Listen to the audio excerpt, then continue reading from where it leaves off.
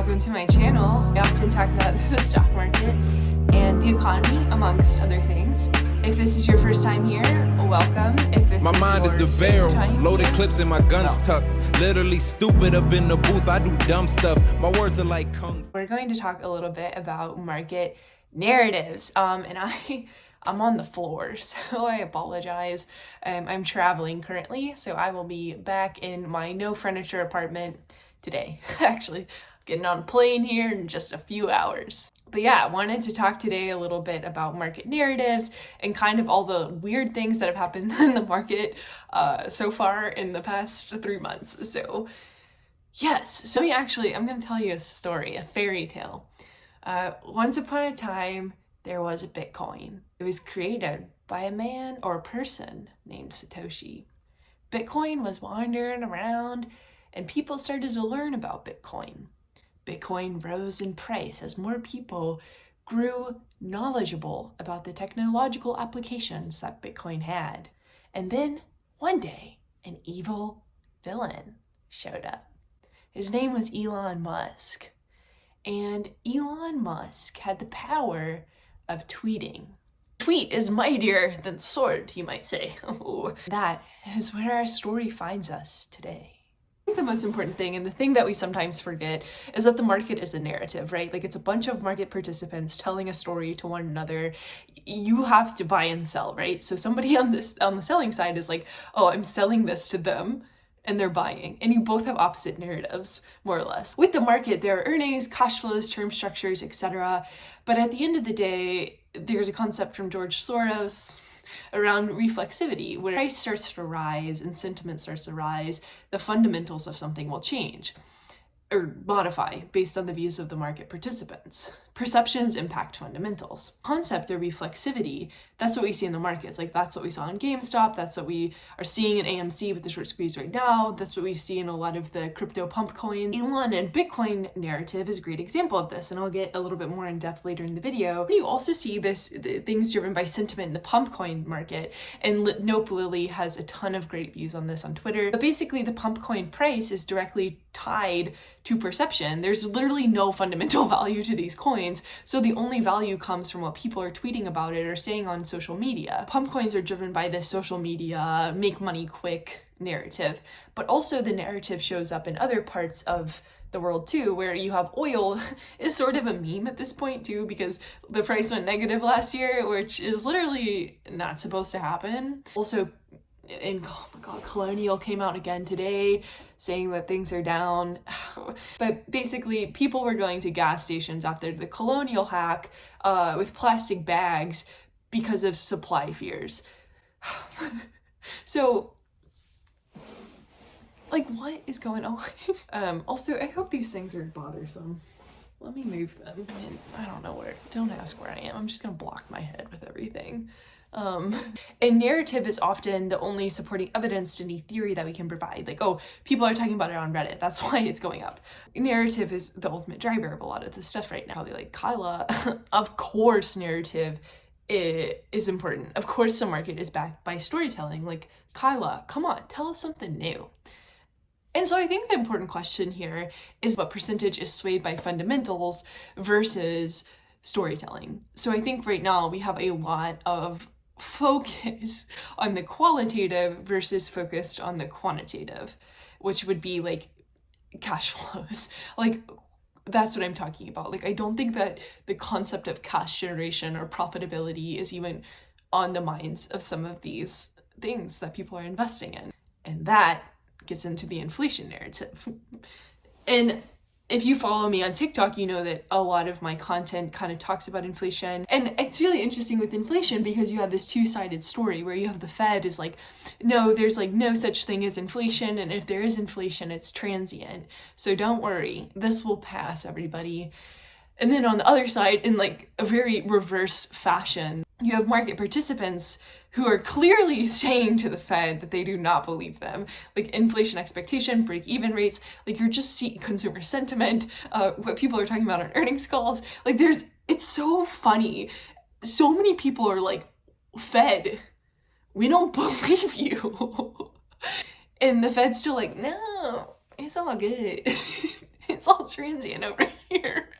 And it's kind of like, I guess like when you tell like one of your friends like, oh dude, you know, that girl doesn't like you or something, and he's like, no, she's totally into me, she's totally down. That's the Fed. The girl's gonna go get married. That was a poor example. So just know that the Fed is not seeing things that the market is seeing, which is problematic because the market is really reactive. And so there's a chip shortage, there's a chicken shortage. We all know about lumber, copper, corn.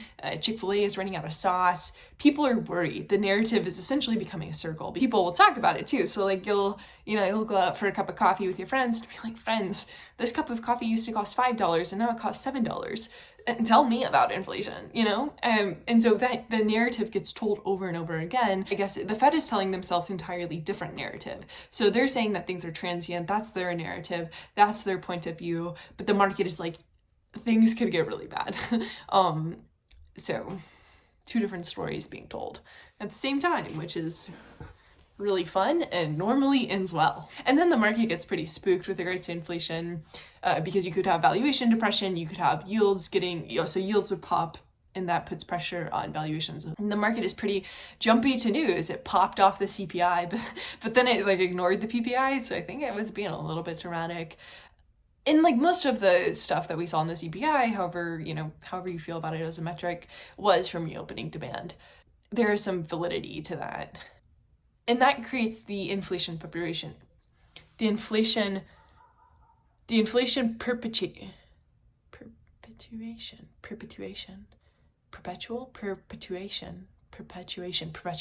And that creates the inflation perpetuation.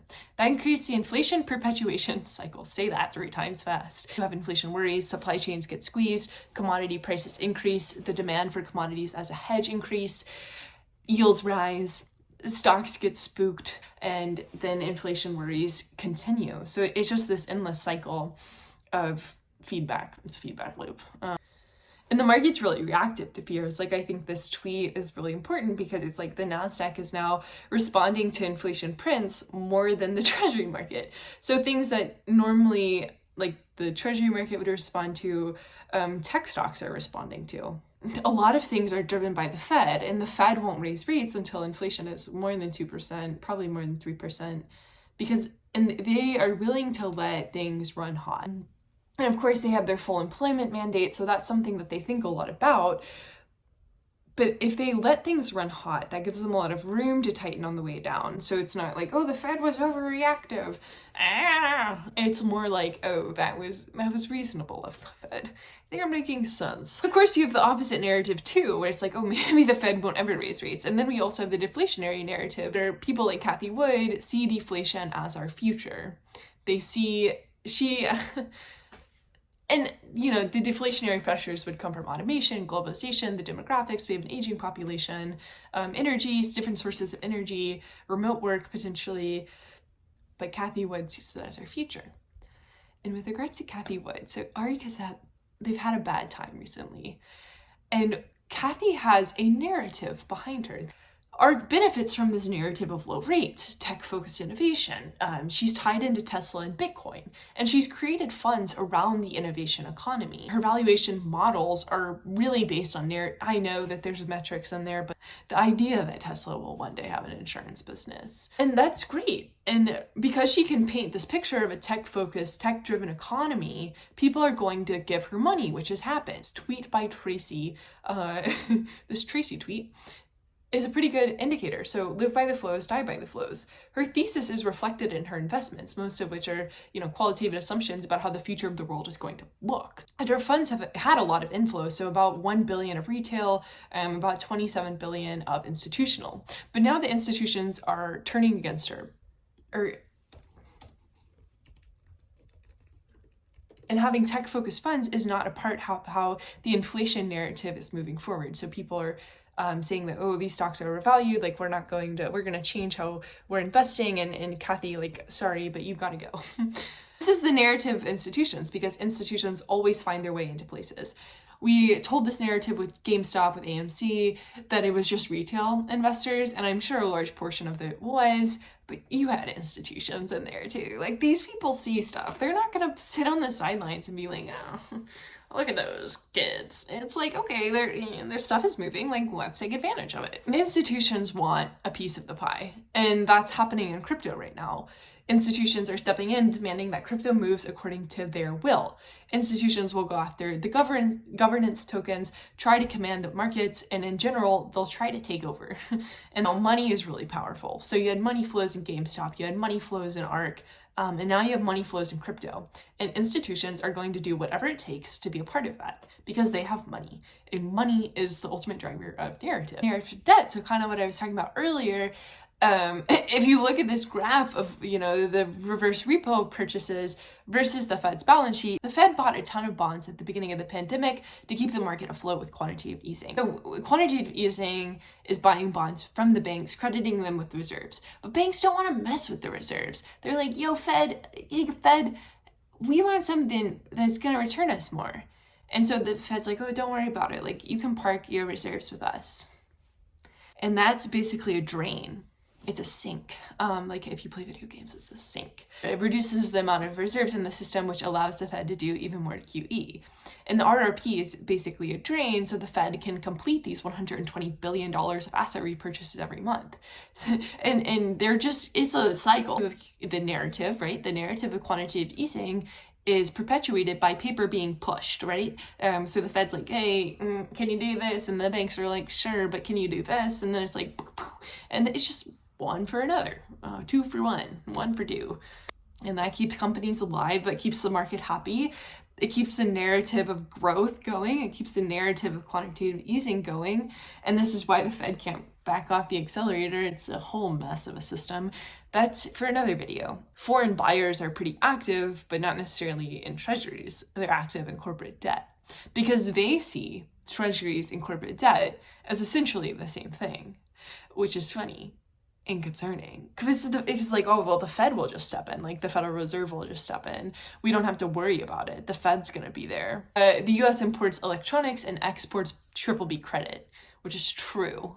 Yeah, so Fed backstops everything. That's the narrative. And the narrative is shifted with how people are seeking returns too. So I talked about this in one of my other videos, but yields on CCCs are pushed down to all-time lows because so many people are piling in, trying to scrape a little bit of return from these these companies that have a lot of balance sheet risk. But the thing is, with the balance sheet risk, it doesn't really matter because nobody's defaulting because the Fed's gonna backstop it. So it's this endless cycle. So let's begin, right? So like, okay, so you have the Fed and the Fed is like, hey, QE time. And then the banks are like, okay, well, we don't want these reserves. So the Fed's like, okay, just park it here. We're going to buy bonds. We're going to keep the market afloat. We're going to buy bonds. And so the Fed does that. And then investors see that Fed doing that. They see corporate debt and treasuries as the same thing. But also they're like, okay, like, how do we get a little bit of like return out of these very low yielding assets? Let's go to CCC, the worst possible balance sheet that you can have. And then it's also like, oh, no big deal. It's CCC, but there's no risk because the Fed is backstopping it. And because the Fed is backstopping it, it won't default. It's just no worries. There's no like risk. A lot of this Fed intervention and excess liquidity has bled into the crypto market too. Epsilon Theory has a really awesome piece about the narrative of crypto, kind of like what Bitcoin actually means. It does serve all those purposes, right? Like it's meant to be this tool, this decentralization tool. It's meant to be a way to diversify away from central government and asset inflation and US dollar inflation. It's meant to be something that is stable in the face of all this instability.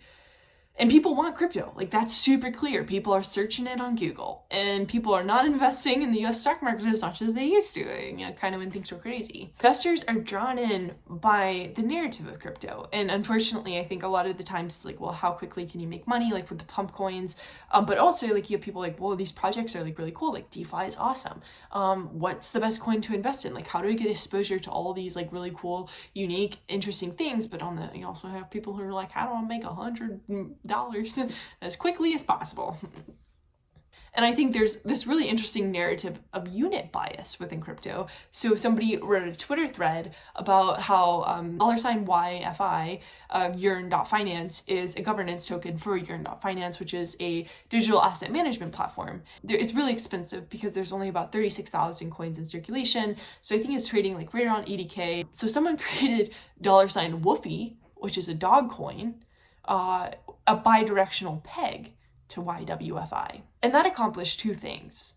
It fed into this dog coin narrative, so what we see with Doge, what we see with Shiba, I think there's a couple others, that dog coins are going to be like pumps, and you can make a lot of money if you get in early on a dog coin. But it's also unit bias, because Woofy is like way less than $1. I think it's like .0078 cents. So very, very cheap. And people are going to buy Woofy because it's a dog coin and also because it's cheap. People are used to the memification of coins. They're looking for things like Shiba and Doge. They go on and I mean, I can't even tell you how many comments I've seen on other like crypto creators' comment section where it's like, oh, like what can I buy that's gonna like 1000x? They're looking for those super quick returns. And Woofy was a perfect example of unit bias and also narrative bias with the dog coin focus. People seek the pump, and sometimes that pumper is Elon Musk. And Elon is very good at what he does. He tweets things that probably should get him investigated by the SEC. But basically, Elon just tweeted out one day that Tesla would just stop accepting Bitcoin. And he's been a proponent, more or less, by like allowing Tesla to accept Bitcoin in the first place. And so for him to sort of backtrack and blame it on the energy consumption of Bitcoin, everyone was like, my God, like, how did you not know? Like, how did you not know that Bitcoin was consuming all this energy? And also, like, just kept on tweeting. Like, he just kept on tweeting. Just kept on saying things. He just kept on being like, oh, like, Bitcoin bad, Doge good. He's saying that he's gonna work with Doge developers, and Doge is basically Elon's coin now, and that there should be a carbon tax, and that he actually responded with Indeed when somebody was like, hey, Tesla actually should just like sell all their Bitcoin. And also, Bitcoin was such a large percentage of the money that Tesla made last quarter. And so for him to just like write it off and be like, oh, it doesn't matter, like Tesla can be successful without Bitcoin. And then he clarified and was like, oh, you know, we haven't sold any of our Bitcoin yet. Everybody just calm down. But I made this chart to show. But maybe we're all wrong. And it's not Elon tweeting. It's the fact that Tom Brady tweeted laser eyes. So maybe that's a thing to watch out for. One man, one tweet moved the market. Bitcoin had been weak for a bit. But still, something that's supposed to be decentralized. Something that is supposed to not respond to anybody, really, was able to be torched, kind of, by one guy. And that was, in my mind, like the prime example of how the market has divorced itself from any fundamentals. You know, I'm personally more bullish on Ethereum, but I respect Bitcoin. I have it in my portfolio. Elon is a storyteller. And we saw the same thing happen with Janet Yellen when she said that rates should be higher. Market went into a tailspin. They said, Janet, rates, no, they need to say rock bottom, Janet. How dare you? The market responds to what people say more than anything right now. The market knows Janet Yellen has no power in terms of raising rates, but just the mere concept of it was enough to spook it. Give it the spooks. Here before. We've been here before. I mean, there's a lot of similarities too to the .com boom. Like, we've been here before. History doesn't repeat itself, but it sure does rhyme. This is actually, you know how I told the story at the beginning? This is actually a poetry novel. This was a poetry slam sesh. But it's reflexivity. Sentiment drives fundamentals. It's a doom loop. And as Alex Good, one of my favorite people on Twitter, said, price determines outcome. Outcome does not determine price. This whole video is basically talking about reflexivity. How we have a meme war with GME and AMC and the supply chain crisis, which is probably going to end up in like an excess supply as we shift to spending and services. The constant narrative of inflation as a backdrop to it all. The market is driven by storytelling more than anything right now. It's not really driven by fundamentals and cash flows, at least in the short term. And people like Elon Yellen, Elon and Janet Yellen are able to shake the markets. They're the writers of this story that we're all subscribed to. They get to decide when the end will pop up at the end of the story. They get to sort of influence the narrative. Rich people, money flows, inflation discussion, debt flows, all of it. That's all a part of the narrative, and that's ultimately decided by the people who hold the pen. That's on market narratives, and because this is my video, I get to say the end. I hope you like this video. I try to do like little thought pieces more. I'm definitely more of a macro investor, more philosophical. I'm a philosopher. If you like this, go ahead and, give it a thumbs up. That really appreciate it. And go ahead and hit subscribe as well. Really appreciate that too. And I will be back on someday this weekend with my weekly market update. Thank you for your time, and the end. The end. Bye.